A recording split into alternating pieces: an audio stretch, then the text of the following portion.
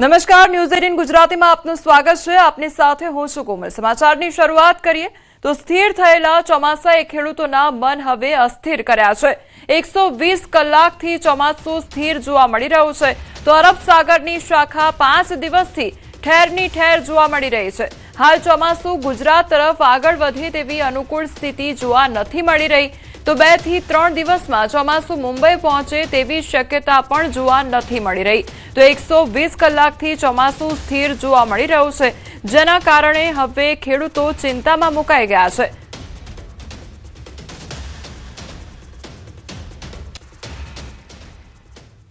તો ચોમાસાને લઈને ચિંતાજનક સમાચાર સામે આવ્યા છે। ચોમાસાનો દુશ્મન અલ નીનો એક્ટિવ થઈ ગયો છે। અલ નીનોને લઈને હવામાન વિભાગ દ્વારા આગાહી કરવામાં આવી છે। સંપૂર્ણ ચોમાસા દરમિયાન અલ નીનોની અસર રહેશે।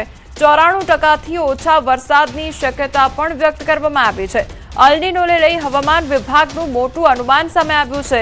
અલ નીનો એક્ટિવ થઈ ગયો છે। આખી ચોમાસાની સિઝનમાં અલ નીનોની અસર રહેશે ત્યારે અલ નીનોના કારણે ઓછા વરસાદની શક્યતા પણ સેવાઈ રહી છે। પશ્ચિમ ભારતમાં 94% ઓછા વરસાદની સંભાવના પણ વ્યક્ત કરવામાં આવી છે। अल नीनो अभी जो अल नीनो एक्टिव हो गया है और उम्मीद है कि जो मॉडल्स हमारे हैं वो दिखा रहे हैं कि पूरे मानसून में अल नीनो का इफेक्ट रहेगा। इसके साथ ही जो इंडियन ओशियन डाइपोल मोमेंट है वो भी अभी न्यूट्रल फेस में है तो वो भी ऐसा ही न्यूट्रल फेस में रहेगा मानसून के सीजन तक। तो इसके प्रभाव से जो हमने लॉन्ग रेंज फोरकास्ट दिया था उसमें बिलो नॉर्मल रेनफॉल की उम्मीद हमारे को है। अगर 94% से कम बारिश जो वेस्ट इंडिया में है। गुजरात रीजन में डे 1 से डे 7 यानी कि 13 से 19 जून तक isolated light to moderate rain हो सकती है किसी किसी डिस्ट्रिक्ट में आइसोलेटेड प्लेसेस पे। मानसून अभी महाराष्ट्र के कुछ पार्ट्स में पहुंचा है और इधर उम्मीद है कि कुछ दिनों में अभी कर्नाटका की तरफ बढ़ रहा है। वो कर्नाटका है, तेलंगाना, कोस्टल आंध्र प्रदेश, उड़ीसा इत्यादि की तरफ वो अभी बढ़ रहा है।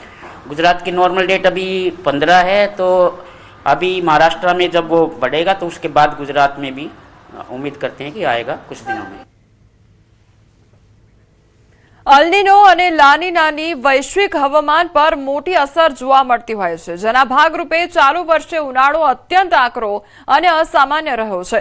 આ વર્ષે હવામાન વિભાગના પૂર્વાનુમાન મુજબ મહત્તમ તાપમાન સામાન્ય કરતા 2 થી 3 ડિગ્રી ઊંચું નોંધાયું છે। દર વર્ષે એપ્રિલ મહિનાથી અમદાવાદ જેવા શહેરોમાં તાપમાન 40 ડિગ્રી વટાવી જતું હોય છે અને દરિયાકાંઠાના વિસ્તારોમાં તે 37 ડિગ્રીથી નીચે રહેતું હોય છે પરંતુ આ વર્ષે દરિયાકાંઠાના વિસ્તારો સહિત મોટા ભાગના શહેરોમાં છેલ્લા 1 મહિનાથી સતત 40 થી 44 ડિગ્રી વચ્ચે તાપમાન નોંધાઈ રહ્યું છે। સામાન્ય રીતે વાતાવરણ બદલાતા તાપમાનમાં જે ઘટાડો જોવા મળતો હતો તે આ વખતે જોવા મળ્યો નથી અને ઉનાળો પૂરો થવા છતાં હજુ પણ ગરમી જવાનું નામ નથી લેતી અને વરસાદની પણ ખેંચ વર્તાઈ રહી છે। અલ નીનો દર વર્ષે મતલબ આગળ બી આવી ચૂકેલા છે, પહેલી વખત આવી ચૂકેલા છે પણ આ અલ નીનોમાં આવું કેમ થયું છે? કારણ કે આ વખતના અલ નીનોમાં સુપર અલ નીનો છે અને એનું રીઝન એક જ છે કે પ્રશાંત મહાસાગરમાં 1 જૂને જે આઈએમડીએ એક વસ્તુ નોંધી છે એ બહુ ચોંકાવનારી છે અને એ છે 2 ડિગ્રી ઉપરનું ટેમ્પરેચર। એટલે આખા દરિયાનું ટેમ્પરેચર 2 ડિગ્રી કરતા વધી ગયું છે આ વર્ષે જૂન 2026માં, જેના લીધે દરિયાની સપાટીમાં અને દરિયાની આજુબાજુના વિસ્તારની અંદર ગરમીનું પ્રમાણ વધી ગયું છે। એટલે એના લીધે જે આખી અલ નીનોની એક ઘટના બની છે, અલ નીનોનું એક આખું એસ્ટાબ્લિશમેન્ટ થયું છે। સાબરકાંઠામાં ભગવાન શ્રી કૃષ્ણની મૂર્તિએ દૂધ પીધું હોવાના દાવા સાથે કેટલાક વિડીયો વાયરલ થયા છે। હિંમતનગર તેમજ તલોદના રામપુર કંપા વિસ્તારમાં ગત રાત્રે 9 થી 11 વાગ્યાની વચ્ચે બનાવ બન્યાનો દાવો કરવામાં આવી રહ્યો છે તો વિડીયોમાં પ્રતિમા આગળ રાખવામાં આવેલું દૂધ આલોપ થતું જોવા મળી રહ્યું છે અને સોશિયલ મીડિયા અને ટેલિફોનિક વાતચીત મારફતે આ વાત ઝડપથી ફેલાતા અન્ય લોકો દૂધ અર્પણ કરીને દાવાની ચકાસણી કરવાનો પ્રયાસ કરવામાં આવ્યો હતો। જો કે ભગવાન શ્રી કૃષ્ણની પ્રતિમાએ દૂધ પીધું હોવાના આ વાયરલ વિડીયોની પુષ્ટિ નથી થઈ અને તેને લઈને સોશિયલ મીડિયા પર વિવિધ પ્રકારની ચર્ચાઓ જોવા મળી રહી છે। ન્યૂઝ 18 ગુજરાતી આ વાયરલ વિડીયોની પુષ્ટિ કરતું નથી તો આ સમગ્ર મુદ્દે વિજ્ઞાન જાથાનું નિવેદન પણ સામે આવ્યું છે। આમાં કોઈ તથ્ય નથી તેવી જયંત પંડ્યા દ્વારા વાત કરવામાં આવી છે। આ કોઈ ચમત્કાર નથી તેવું પણ વિજ્ઞાન જાથા દ્વારા કહેવામાં આવી રહ્યું છે। લોકોને સાવધાની રહેવા વિજ્ઞાન જાથાની અપીલ પણ કરવામાં આવી છે। તો વિજ્ઞાન જાથા દ્વારા લોકોને અપીલ પણ કરવામાં આવી છે। એક તરફ આ જે વિડીયો છે તે સોશિયલ મીડિયા પર વાયરલ થઈ રહ્યો છે કે જ્યાં શ્રી કૃષ્ણની મૂર્તિ આગળ દૂધ રાખવામાં આવ્યું હતું અને તે દૂધ જાણે આ મૂર્તિ પીતી હોય તે પ્રકારનો વિડીયો વાયરલ થઈ રહ્યો છે અને ત્યારબાદથી જ તમામ લોકોને જાણ થતાં જે વિડીયો વાયરલ થયો લોકોને જાણ થતાં લોકો પણ તે ઘરે પહોંચી આવ્યા અને તેમના દ્વારા પણ દૂધ અર્પણ કરવામાં આવ્યું હતું। ચમત્કારિક ઘટના પાછળ વૈજ્ઞાનિક કારણો હોય છે। માસ હિસ્ટેરિયા, વિજ્ઞાનના ક્રિયાકારનો સંબંધ, બકનડી, પૃષ્ઠતાણ આ બધાને કારણે આવા ચમત્કારો આપણને જોવા મળે છે। દ્રષ્ટિભ્રમ, વિભ્રમના કારણે પણ દૂધ છે કે પાણી પીતા હોય તે અદ્રશ્ય જોવા મળે છે। માસ હિસ્ટેરિયા અને પૃષ્ઠતાણના કારણે આપણને દૂધ છે કે પાણી છે અદ્રશ્ય જોવા મળે છે। ભગવાન શ્રી કૃષ્ણની શ્રદ્ધા રાખવી, ભક્તિ કરવી, પરંતુ અંધશ્રદ્ધાથી અંતે તો માનવીને જ નુકસાની થાય છે। માત્ર દૂધ છે, લોકોએ આવા દૂધથી અળગા રહેવા વિજ્ઞાન જાથા અપીલ કરે છે। અમદાવાદમાં જેએસઆરટીસી વર્કશોપના કર્મચારીઓ સાથે શારીરિક શોષણનો આરોપ સામે આવ્યો છે। કર્મચારીઓ સાથે શારીરિક શોષણને લઈને વિરોધ કરવામાં આવ્યો છે। કર્મચારીઓએ દાણી લીમડા પોલીસ સ્ટેશનમાં અરજી કરી અને વર્કશોપના ડીએમઈ હરીન રાવલ વિરુદ્ધ આક્ષેપ કરવામાં આવ્યો છે। કર્મચારીઓને ઘરે બોલાવી શારીરિક અડપલા કરતા હોવાના આક્ષેપ થઈ રહ્યા છે। તો ડીએમઈની અશ્લીલ હરકતનો વિડીયો સામે આવ્યો છે। ડીએમઈની હકાલપટ્ટીની માંગ યુવાઓએ અગાઉ પણ કરી હતી। અધિકારી વિરુદ્ધ શારીરિક શોષણના આક્ષેપ થયા હતા તો દાણી લીમડા પોલીસે અરજીના આધારે તપાસ શરૂ કરી છે। એમ કહીને મને અમારી જાતિ વિરુદ્ધ અને માં બેન સામું ગાળો બોલી અને મને લાફા ને પાટું મને માર્યા સાહેબે કે તમે ડ્રિંક કરો, સિગરેટો પીવો, પછી આપણે ડ્રિંક કરાવો જબરજસ્તી ડ્રિંક કરાવીને પછી અમારી જોડે ગેરવર્તન કરે છે, આડેવડું ટચ કરે છે, અડબડા કરે છે। પછી અમને બેસાડે ત્યાં, પછી અમને ના પાડીએ ને કે ના સર અત્યારે એટલે આવું નહીં આ તે એવી રીતે ના પાડીએ ને તો અમને ધમકી આપે કે તને અહીં બદલી કરી દઈશું। સુરતના નાસિરનગર ડિમોલિશન મામલે રાજકીય ગરમાવો વધ્યો છે। એક તરફ ભાજપના મોટા ભાગના નેતાઓ મૌન ધારણ કરી રહ્યા છે, ત્યારે ગુજરાત ભાજપ પ્રદેશ બૂથ મેનેજમેન્ટ સેલના સંયોજક મુકેશ ગુજરાતીએ સોશિયલ મીડિયા પર સતત પોસ્ટ કરીને પોતાનું વલણ સ્પષ્ટ કર્યું। ડિમોલિશનની કાર્યવાહીને યોગ્ય ગણાવતા લખ્યું કે જેમને કાર્યવાહી ખોટી લાગતી હોય તેઓ પોતાની મિલકતમાં ઝૂંપડા બનાવીને આપે। સાથે જ તેમણે આ મુદ્દે રાજકીય રોટલા શેકવાની ગંધ આવતી હોવાનો આક્ષેપ કર્યો હતો। મુકેશ ગુજરાતીએ નાસિરનગરમાં રહેતા લોકોના દસ્તાવેજોની તપાસ અને કેટલા લોકો બાંગ્લાદેશી છે તેની પણ તપાસ કરવાની માંગ કરી છે। આ ઉપરાંત તેમણે દારૂના અડ્ડા અને કેમિકલયુક્ત પાણીના મુદ્દે પોતાની જ સત્તાધારી મનપા અને પોલીસ તંત્ર સામે પણ સવાલો ઉઠાવ્યા છે। કચ્છ ભુજના માધાપર માર્ગ પર નર્મદા પાઇપલાઇનમાં ભંગાણ સર્જાયું। નર્મદાની મુખ્ય પાણીની પાઇપલાઇનમાં ભંગાણ સર્જાયું તો ભંગાણ પડતા 20 ફૂટથી વધુ ઊંચા પાણીના ફુવારા ઉડ્યા। વેડફાટ થતા પાણીમાં વાહન ચાલકોના વાહનો જે હતા તે પણ ધોવાઈ ગયા હતા। નર્મદાનું પાણી વેડફાતા લોકોમાં રોષ ફાટી નીકળ્યો છે। ભંગાણને પગલે મોટી માત્રામાં પાણીનો વેડફાટ થયો છે।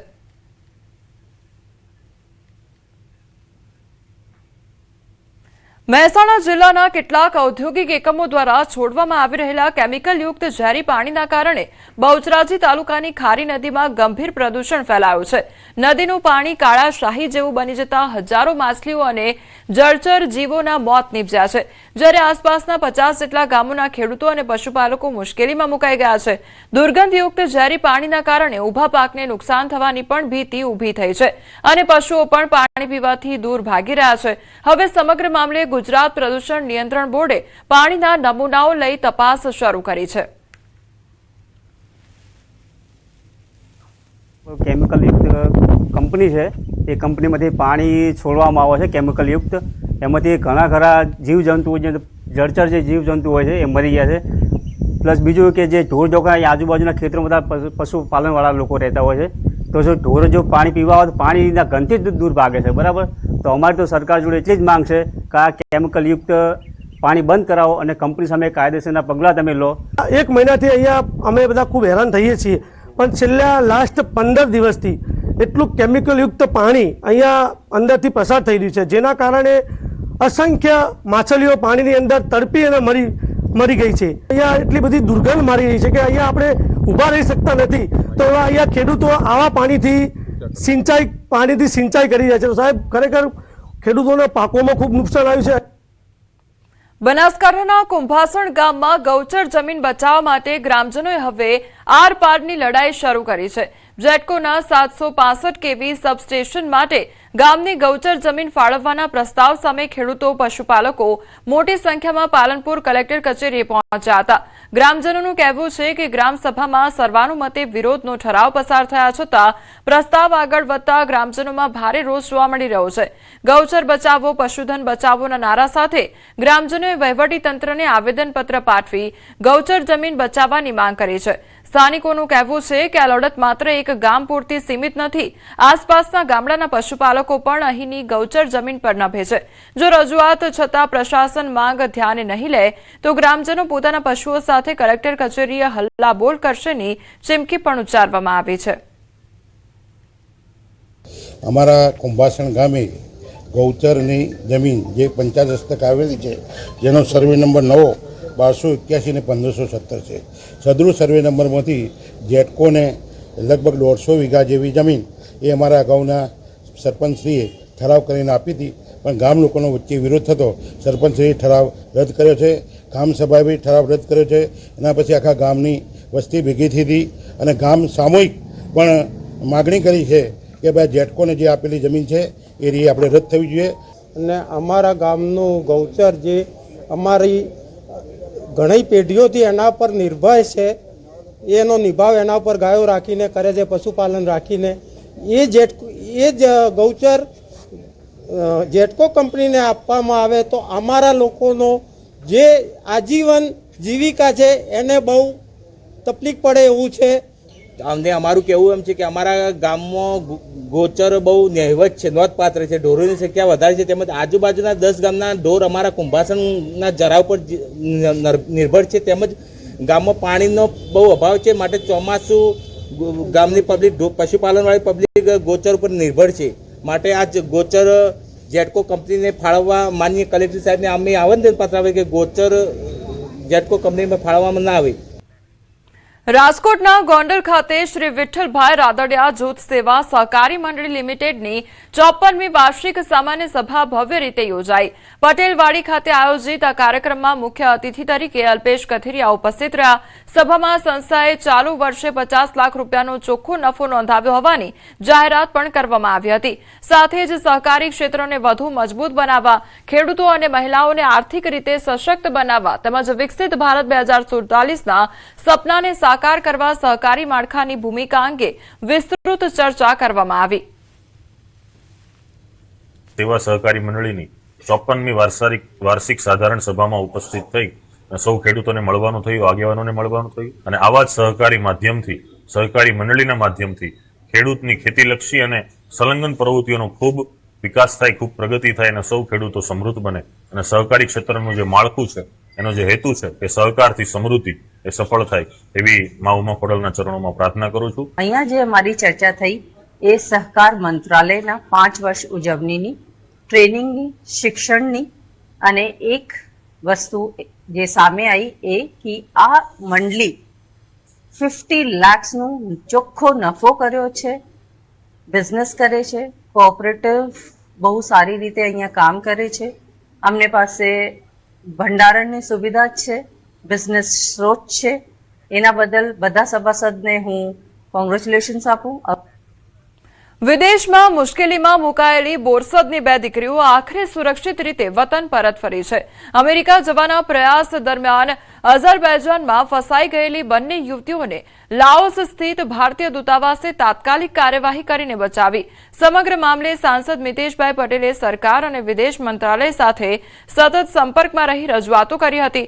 તો યુવતીઓ વતન પહોંચતા સાંસદ મિતેશભાઈ પટેલે તેમના ઘરે જઈ પરિવારજનોની મુલાકાત લઈ ખબરઅંતર પૂછ્યા હતા.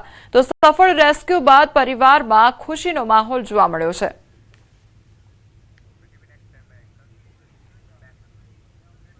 ગીર સોમનાથના ગીર ગઢડાના થોરડી ગામે દીપડાના હુમલાની વધુ એક ઘટના સામે આવી. કેળાના બગીચામાં કામ કરી રહેલા કાકા ભત્રીજા પર અચાનક દીપડાએ હુમલો કર્યો તો હુમલામાં બંને ગંભીર રીતે ઇજાગ્રસ્ત થયા હતા. ઇજાગ્રસ્તોને પહેલા ગીર ગઢડા હોસ્પિટલ અને ત્યારબાદ વધુ સારવાર માટે ઉનાની ખાનગી હોસ્પિટલમાં ખસેડવામાં આવ્યા છે. ઘટનાની જાણ થતાં વન વિભાગની ટીમ સ્થળ પર પહોંચી હતી અને દીપડાને પાંજરે પૂરવા માટે કવાયત હાથ ધરી છે. બનાવ બાદ સમગ્ર વિસ્તારમાં ભયનો માહોલ પણ છવાઈ ગયો હતો તો ગ્રામજનોએ વન વિભાગ પાસે વધુ અસરકારક પગલાં લેવાની માંગ કરી છે. એ નિરણ વાટતા હતા અને દીપડો ઓચિંતાનો આવીને હુમલો કર્યો અને હું ત્યાં સાઈડમાં 100 મીટર દૂર હતો. દોડીને પહોંચ્યો. જંગલ ખાતાના અધિકારીઓ પણ હતા. એ બિચારા દોડીને આવી ગયા અને અમે બધા થઈને એને ભગાડ્યો. દીપડા જંગલ ખાતાવાળા પકડે તો છે પણ એને પાછા બીજા એરિયામાં ન મૂકો. એને કોઈ જગ્યા એવી જગ્યાએ મૂકો કે જે પાછા ફરીથી ન આવે. ગીર સોમનાથમાં સેલ્ફી લેતા કિશોરનો વિડીયો વાયરલ થયો છે. સિંહ સાથે સેલ્ફી લેતા હોવાનો વિડીયો વાયરલ થયો છે તો વિડીયો ગીર ગઢડા પંથકના ગામનો હોવાનું અનુમાન લગાવવામાં આવી રહ્યું છે. સિંહોની નજીક જઈ જીવના જોખમે સેલ્ફી લેતા કિશોરનો આ વિડીયો હવે ચર્ચાનો વિષય બન્યો છે. વિડીયો વાયરલ થતા સિંહોની સુરક્ષા અને વન વિભાગની જાગૃતિ અંગે ફરી એકવાર સવાલો ઉભા થયા છે. વન વિભાગે મામલાની તપાસ કરી જરૂરી કાર્યવાહી કરવાની માંગ પણ ઉઠી છે.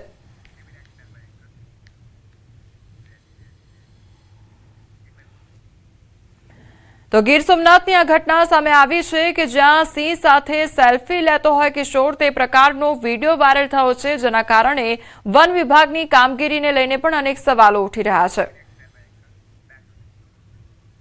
જૂનાગઢમાં ખુલ્લા કૂવામાં ખાબક્યું હતું સિંહબાળ ત્યારે માંગરોળના કુકસવાડા ગામની આ ઘટના સામે આવી છે. સિંહબાળ કૂવામાં ખાબકતા વન વિભાગને જાણ કરવામાં આવી તો વન વિભાગે સિંહબાળનું રેસ્ક્યુ કરી સીમર એનિમલ કેર સેન્ટર ખસેડવામાં આવ્યું હતું. અવારનવાર કુકસવાડા નજીક સિંહોની અવરજવર જોવા મળતી હોય છે તો રેસ્ક્યુ કરાયેલા સિંહબાળની સ્થિતિ તંદુરસ્ત જોવા મળી રહી છે.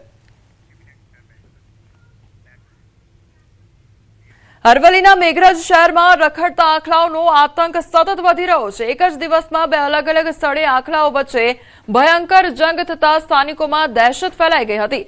રહેણાંક વિસ્તારમાં થયેલા આંખલાઓ વચ્ચે યુદ્ધ જેવી સ્થિતિને કારણે લોકોમાં ભારે ભય જોવા મળ્યો હતો.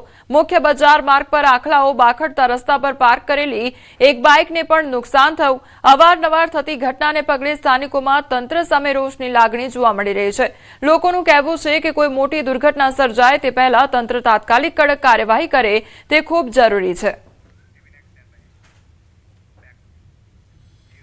આળસ ખંખેરીને કામે લાગી જાઓ. અધિકારીઓને આ ટકોર કરી છે રાજ્યકક્ષાના મંત્રી રમેશ કટારાએ અને ગોધરા ખાતે યોજાયેલા વિકસિત ભારત સંકલ્પ સંમેલનમાં રાજ્યકક્ષાના રમેશ કટારાએ અધિકારીઓને આળસ છોડી કામ કરવાની આડકતરી રીતે કડક ટકોર કરી હતી. પીએમ મોદીના નેતૃત્વવાળી સરકારની લોક કલ્યાણની વિવિધ યોજનાઓનો ઉલ્લેખ કરતા તેમણે જણાવ્યું કે મોદી સાહેબ જનતા માટે ઘણી યોજનાઓ આપે છે. મંત્રીશ્રીએ જેનું ખાઈએ તેનું ગાઈએ એવું સચોટ દ્રષ્ટાંત આપીને સ્પષ્ટ શબ્દોમાં સંભળાવ્યું હતું કે કામમાં સહેજ પણ આળસ રાખ્યા વિના ફરજ તો પૂરી નિષ્ઠાથી બજાવવી જ પડશે જેથી સરકારની યોજનાઓ છેવાડાના માનવી સુધી પહોંચી શકે.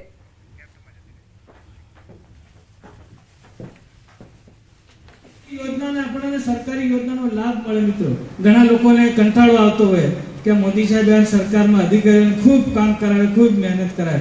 મિત્રો એટલો બધો પગાર પણ આપે એટલે કામ તે કરવામાં આળસ ક્યારે